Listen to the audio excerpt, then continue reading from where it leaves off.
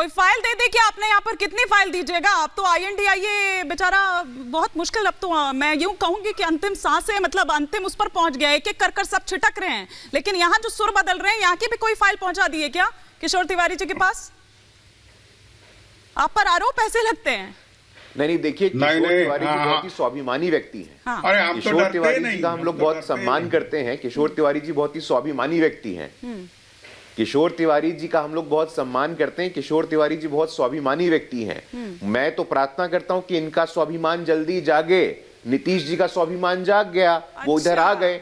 मैं आश्वस्त हूं कि किशोर तिवारी जी का, उद्धव जी का भी स्वाभिमान जागेगा कि उस पिंजड़े में, जिस पिंजड़े में इन्होंने तोता बना करके CBI को रखा था, इंडिया अलायंस भी वही पिंजड़ा है। इंडिया अलायंस भी वही पिंजड़ा है जहां पे तोता बने हुए हैं ये लोग, और ये वही करते हैं जो राहुल गांधी चाहते हैं। तो अभी किशोर तिवारी जी उचित समय है, आप अपने स्वाभिमान का परिचय दीजिए, अपने स्वाभिमान का परिचय दीजिए, और इस इंडिया अलायंस के रूप में जो नया पिंजड़ा है उससे निकल जाइए और आजाद हो जाइए।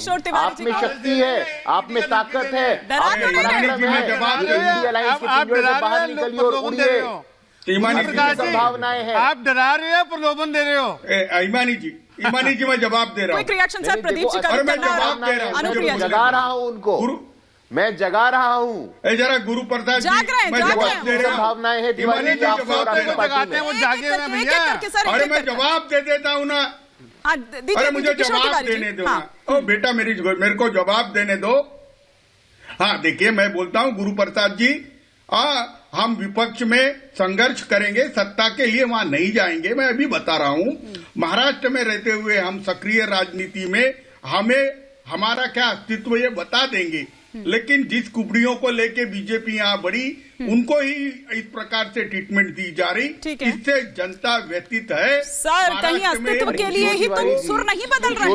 एक सेकंड सर, एक क्विक रिएक्शन, प्रदीप जी का एक ओपनिंग कमेंट और अनुप्रिया जी का जवाब दीजिए। एक एक कर सर प्लीज एक एक ओपनिंग कमेंट। हाँ प्रदीप जी, फिर अनुप्रिया। मेरा एक सवाल है जी। आ रही हूँ सर, आ रही हूँ। प्रदीप जी, जी देखिए, अभी थोड़ी देर पहले चर्चा हो रही थी कि ईडी बुलाई, और ईडी से हमारी आज की चर्चा, हमारी ईडी। हाँ बिल्कुल सर, आपका सवाल भी लेंगे जी। हमारी चर्चा शुरू हुई थी कि ईडी पे कार्रवाई हो रही है, कार्रवाई का क्या असर हो रहा है। आदरणीय आम आदमी पार्टी के कर्ता धर्ता अरविंद केजरीवाल जी को मेरे जानने में 5 बार तो समन जा चुके हैं। अब तक ये सत्य है, ये सार्वभौमिक सत्य है। अभी एक नाम आया मोहित कंबोज का, जो कि भारतीय जनता पार्टी के नेता हैं, और उन पे भी ईडी की कार्रवाई हुई थी। थोड़ी सी जानकारी मैं ऐड करना चाहूंगा कि जितनी बार बुलाया गया वो पहुंचे और वो साफ सुथरे बाहर निकल के आए। उन पे भी ईडी की कार्रवाई हुई, वो नहीं डरे। लेकिन अरविंद केजरीवाल जी इतने बड़े डरपोक हो गए हैं कि 5 बार 5 बहाने खोज चुके हैं। छठी और 7वीं बार का मुझे भी पता है कि सिर्फ फॉर्मेलिटी के लिए उनको जाना होता है, सिर्फ एक दिखावे के लिए जाना होता है। कोई दिखावे के लिए नहीं, सारे प्रूफ आए उसमें। मैंने रिसर्च की, तब मैं बोल रहा हूँ। चलो एक दिखा दो। एक मिनट, अरे सुनिए ना, सुनिए, एक मिनट, मैं बता देता हूँ। मोहित कंबोज ने बैंकिंग के लोन के लिए गारंटी दी थी। मोहित कंबोज ने बैंकिंग के लोन के लिए गारंटी दी थी, उसने गारंटी को सिद्ध किया। लेकिन आप दूसरों से प्रमाण मानते हैं और अपने प्रमाण नहीं देंगे। दुनिया भर से प्रमाण चाहिए, लेकिन अपने प्रमाण देने की बात कहकर आप डक मार जाते हैं। हिमानी जी, मैं सम्मान कर रहा हूं, आपकी इस स्टूडियो से बोल रहा हूं, और पहली बार मैंने बोला इस डिबेट पे ईडी के ऊपर कि अरविंद केजरीवाल को नहीं, किसी भी नेता के लिए, किसी भी व्यक्ति के लिए यदि भारत का निवासी है और उसको यदि ईडी का समन आ रहा है तो उसे जाना चाहिए, उसकी जवाब देना चाहिए। तो फिर क्यों आतिशी सिंह इस तरह के सवालों के? लेकिन उसके साथ एक लाइन और जुड़ जा रहा है, यदि वो राजनीति से प्रेरित है तो मैं कह रहा हूं कि मैं नहीं जाऊंगा। आप जब 2013 में उस समय की मुख्यमंत्री शीला दीक्षित जी पे आरोप लगाते थे तो वो राजनीति से प्रेरित नहीं था। नहीं, वो राजनीति से नहीं प्रेरित होता था। तरीका जो बोलेगा उसका पीछा पकड़ जाएंगे। एक सेकंड कंप्लीट करने दीजिए। मैं ये कहना चाह रहा हूं कि जब आपने शुरुआत आपने की है, शुरुआत तो आपने की थी। कोई बीमारी आपको? कोई बीमारी नहीं है।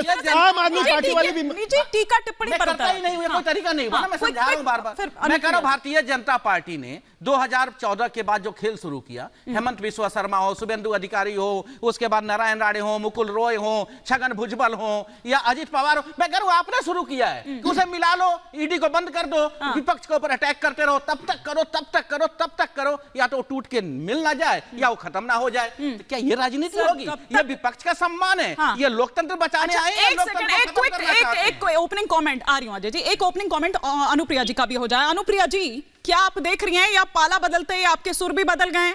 आप लोगों ने तो कोई वैलिड रीजन भी नहीं दिया था पाला बदलने का, भ्रष्टाचार के खिलाफ ही वो पाला बदला गया था या क्या वजह थी? नमस्कार हिमानी जी और सभी को मेरा नमस्कार। देखिए, मुझे लगता है कि पाला नहीं बदला गया था हिमानी जी, हम जहां थे हम वहां चले आए थे। जहां नेचुरल अलायंस जो बिहार की जनता ने दिया था, जिस प्रेम को और जिस सम्मान को दिया था, उसके साथ में हम चले आए थे। लेकिन हमने एक बात शुरू से कहा है, अभी मुझसे पहले जो वक्ता बोल रहे थे कि जोड़ तोड़ की राजनीति होती है, डराया जाता है। एनडीए का साथ हमने 2 बार छोड़ा, लेकिन हमारे दरवाजे पे ईडी सीबीआई नहीं आई, क्योंकि हमने बिहार की जनता के लिए काम किया है, अपने नेताओं के लिए काम नहीं किया है।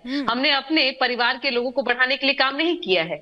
हमने देखा होगा कि इस बिहार की, क्योंकि अगर हमने काम किया है तो यही एक अच्छी बात है कि जब भी हम अलायंसेस बदलते हैं तो सभी अलायंसेस के नेताओं का जो होता है प्राथमिकता यह होती है कि बिहार का नेता अगर कोई होगा तो नीतीश कुमार जी होंगे।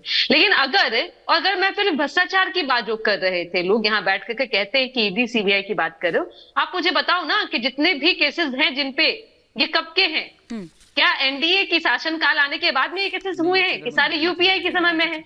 आप जिनके साथ में जा रहे हैं ना, जिनको हम तो कहेंगे कि कुछ दिन पहले हम भी वही थे इंडिया अलायंस में, जिसको इंडिया अलायंस को हमने बनाना क्या काम किया, और जो बड़ा दल है कांग्रेस जिसने इसकी एक लाइन है, हम तो डूबेंगे सनम तुम्हें भी नहीं जाऊंगा।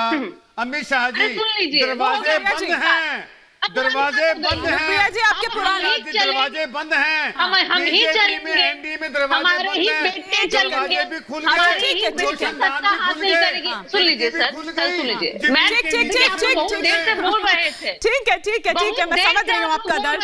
आपके पुराने सहयोगी हैं अनुप्रिया जी। मैं सुन रही थी, हाँ। मैं तो शुरू हुई, देखिए हिमानी जी, मैं तो शुरू हुई, इतना जल्दी टेंशन आ गया इन लोग, टेंशन मत लीजिए। पुराने सहयोगी है ना आपके, तब आप क्या करती थी कि ये बदले की कार्रवाई के तहत हो रही है, जो भी हो रही है कार्रवाई, तो वही कह रहे हैं कि बड़ी जल्दी सुर बदल बिहार में जो डर गया, बिहार में एक मिनट, बिहार में जनता दल यूनाइटेड की सरकार 2005 से है और अब तक हमारे किसी भी नेता, मैं कहती हूँ कि हमारे तो मुख्य नेता जो है, किसी भी तरह का करप्शन का कोई आरोप नहीं है। अरे हमें आपकी कूटनीति के कारण छोड़ा कि आप जो चल रहे थे कि राजकुमार को राजगद्दी दे दो और राजगद्दी पे राजकुमार ही बैठेगा और कोई योग्य नहीं है, और किसी में आपको पता है कि आपके साथ डर से गए प्रलोभन से क्यों?